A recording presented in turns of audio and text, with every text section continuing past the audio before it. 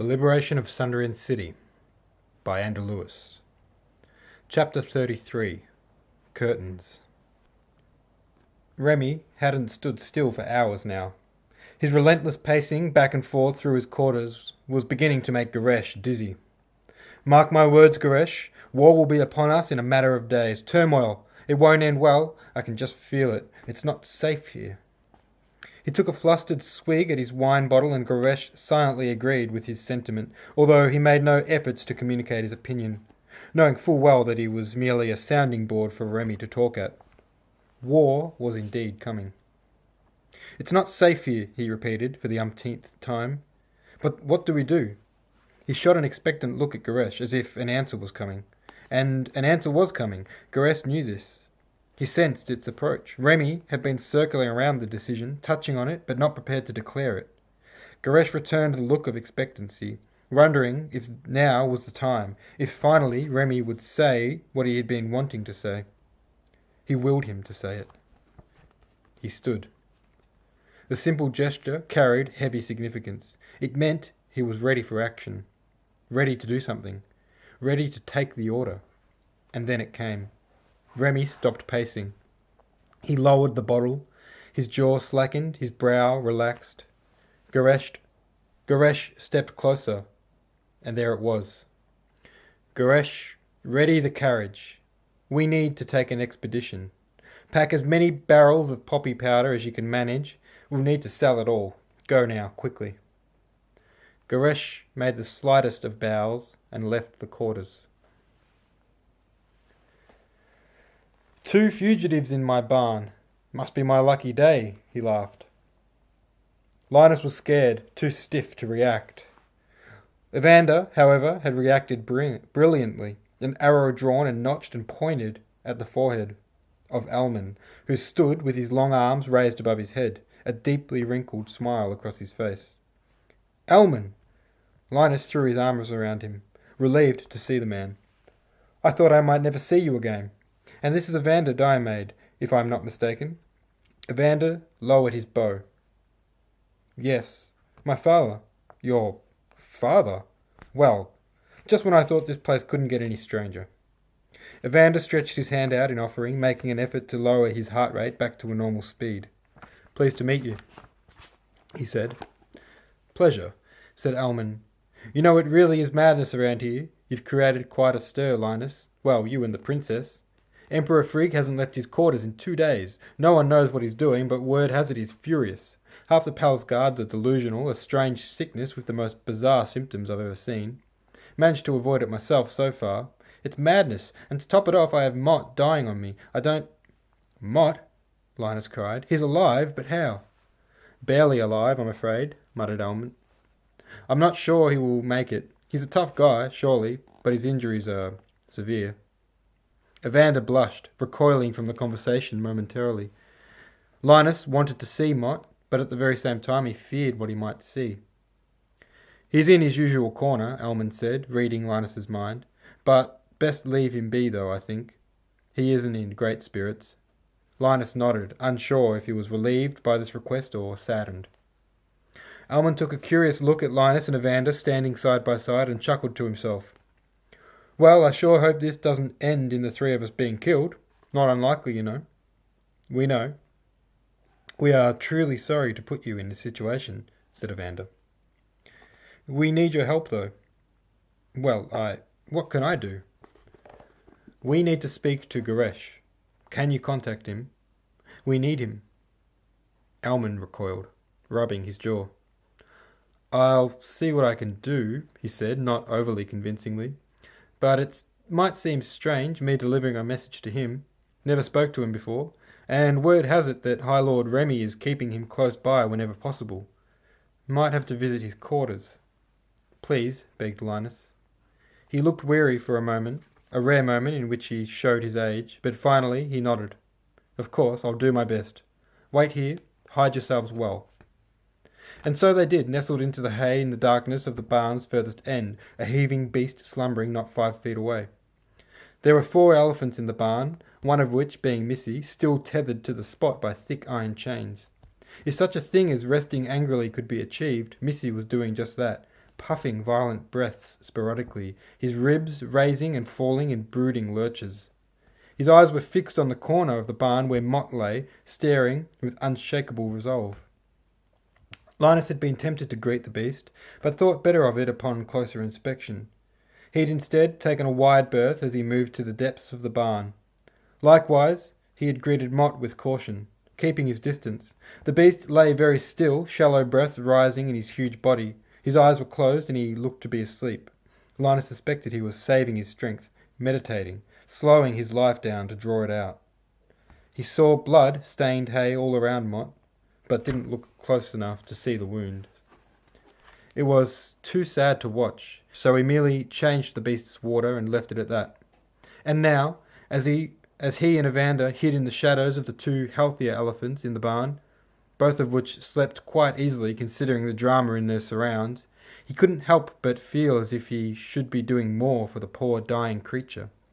And he couldn't help but blame Evander for the grim state of his friend. The waiting was the hard part for Linus. Yet again he found himself merely biding time. The barn fell silent, with all its inhabitants, birds, elephants and men, resting quietly. It was excruciating. With every second that passed uneventfully, the tension built inside Linus, the anticipation mounting endlessly, a tumultuous, boiling sensation, so as that when even the smallest happening occurred, a bird fluttering across the ceiling or an elephant squirming in its sleep, he jumped out of his skin, his senses utterly on edge. Just be patient, son. Try to relax, save your energy. It can't be long now. Despite his ill feelings towards his father, he accepted that this was good advice. But as the time ticked by hour, it became nearer and nearer impossible to achieve. Where could he be? He hissed, the panic swelling inside him, threatening to overthrow him entirely yet again. And as the night stretched on and on endlessly in front of them, Linus began to feel resentment. Anger toward his friend Alman, a sense of betrayal looming, surfacing as the night progressed. For surely by now he should have returned with Goresh, if he was any kind of friend.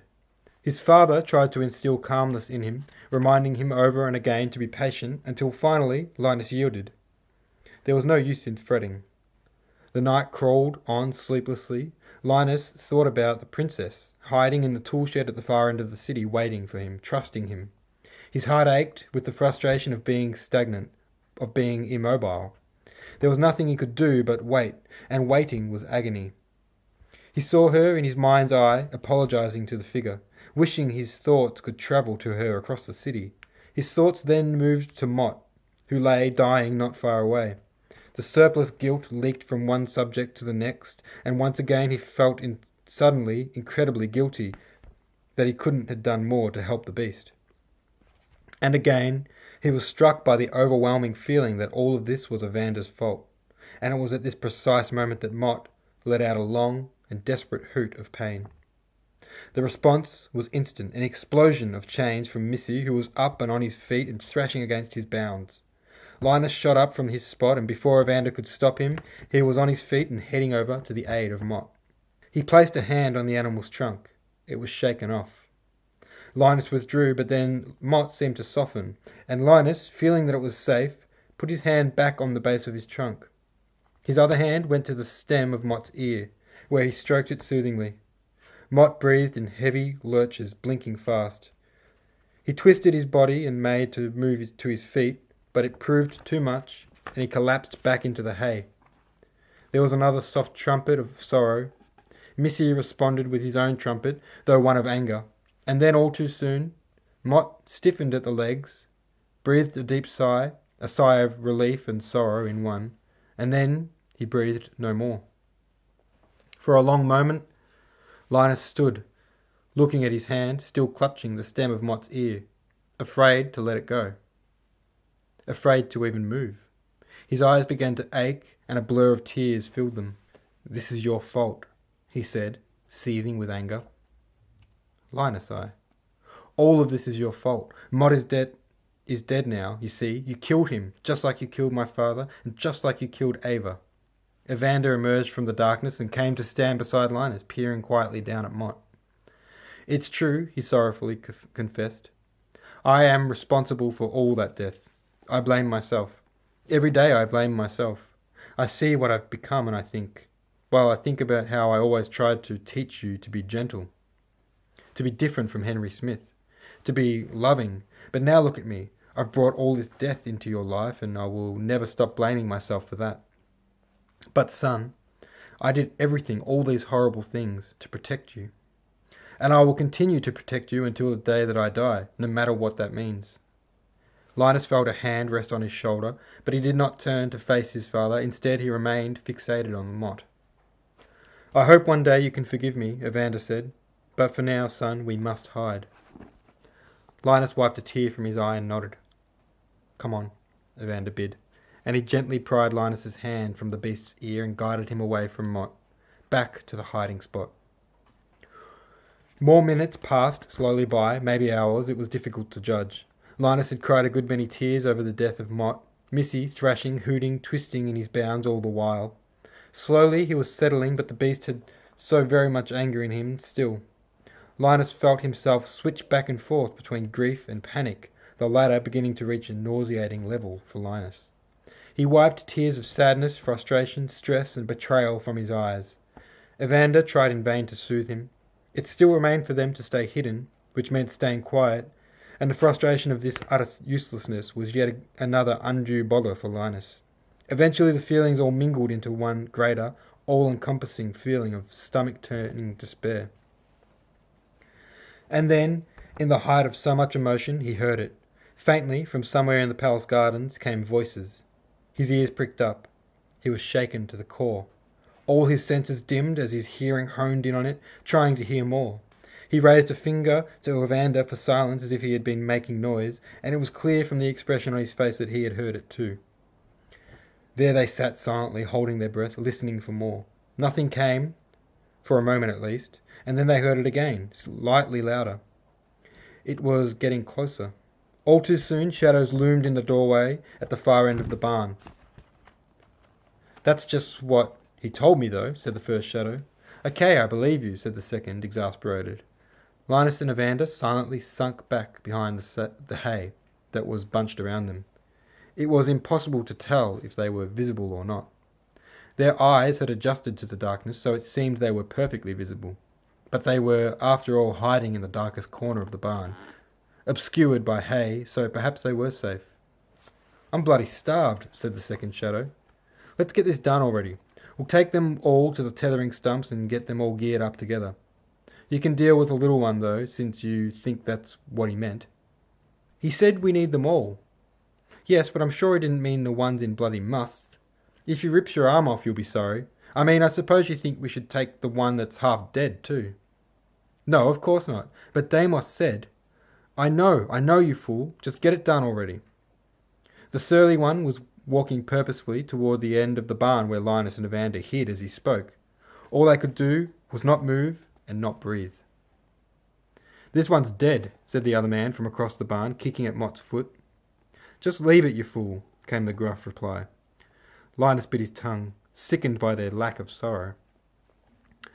Up, said the man nearest to them, slapping the sleeping elephant on the backside.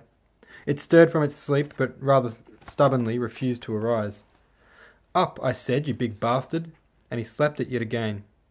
He began to make his way around the beast, edging closer to the hiding spot as he did. Any moment he would notice the two men laying in the hay behind the elephant, Linus was sure. He began to consider whether it would be better to leap out and kill him now, with the element of surprise. Evander was evidently more confident in their hiding place, as he was yet to draw an arrow. Instead, he lay dead still. If there were a way to communicate to him that he should shoot the man, Linus would have done so. But alas, there was not. Useless bloody thing, he said, feeling about the elephant for a rope to pull on and finding it dangled down its side.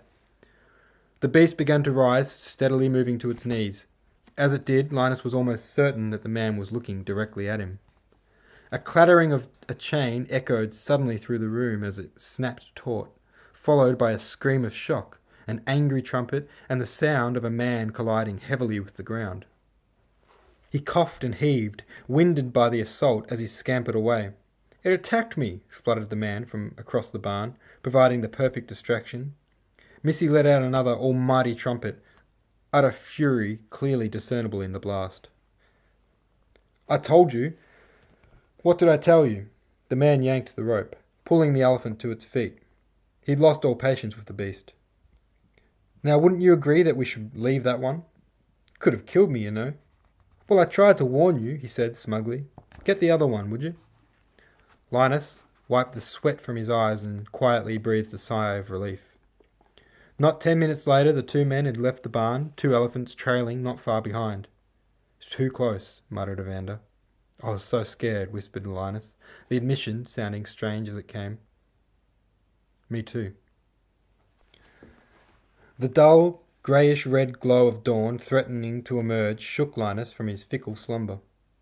If only the morning had held out for a few more minutes, he thought, he might have had some real sleep. "Good morning," Evander said, although Linus was certain he hadn't been asleep. "Where is he?" was Linus's only response, the anger he had felt earlier about this missing friend returning instantly to the forefront of his consciousness. "Where?" he repeated. I know. He will come, I know it." "You know it? How do you know it?" "I thought about this all night. I believe that if he was going to fetch guards, or Commander Deimos, that he would have returned long ago. I think he's trying to find Goresh." Linus thought about it a moment, and it made sense. At least he wanted it to make sense. Either way, he chose to believe in the theory as it provided comfort for him. But as it tends to do, a little doubt crept into his mind. "What if he's been captured?" Evander nodded. "It is possible, but let's have a little faith, shall we, son? Trust the man if he's your friend." "I know, but it's hard when I'm so scared." Something about admitting he was scared was at once comforting and awkward. "Yes, indeed, but faith does not imply a lack of fear. Doubt can be there too, and that is okay." Linus was far too groggy to make sense of Evander's cryptic words, but he took from them the comfort that they were intended to impart regardless. Later still, in the early morning hours, with orange light stretching toward them from the entrance of the barn, relief finally came. "Linus?" came the hissing voice of Alman, and the two of them sat bolt upright. 2 figures came into the orange light, one almost twice the size of the other, and unmistakably that of Goresh. "Over here," he replied, and the two emerged from their hiding places and moved towards the sunlit end of the barn. The words poured from Linus's mouth like a flooding river. The first thing Goresh had communicated to them was that he had very little time, and so Linus was spewing forth as much information as possible. It was difficult to explain to Goresh why they had returned to the palace after all his efforts to help Linus escape, but the more Linus spoke, the more comfortable Goresh seemed with the move. He inquired about the princess, and Linus told him where she was and that she was safe. Then he told him the idea. "Goresh, we aim to bring down the gates to the outside world, to show the people of this city, guards, civilians, royalty alike, that there is nothing to fear outside this city." Goresh took the idea in with perfect composure, merely nodding as Linus spoke. If he was shocked by the idea, it did not show. "We think that..." Goresh raised his hand for silence. He looked mournfully at Linus and shook his head. "Is it possible to bring down the wall?" he continued. Goresh shrugged, an anything is possible sort of shrug.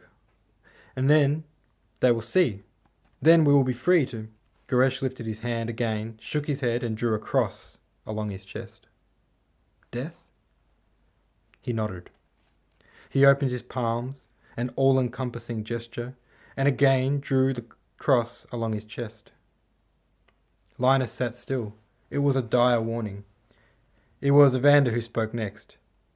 "You are correct. There will be conflict. We are expecting a battle.